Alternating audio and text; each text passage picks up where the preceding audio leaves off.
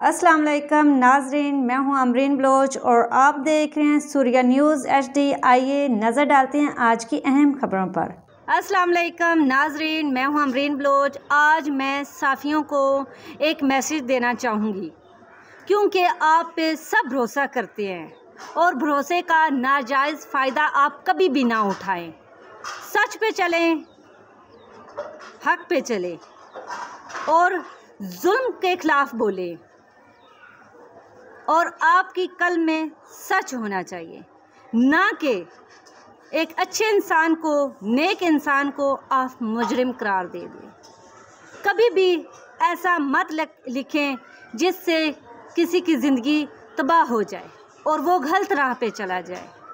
आपके कल में सच्चाई होनी चाहिए, सच का साथ देना चाहिए, साफ़ियों को ईमानदारी से चलना चाहिए। शुक्रिया।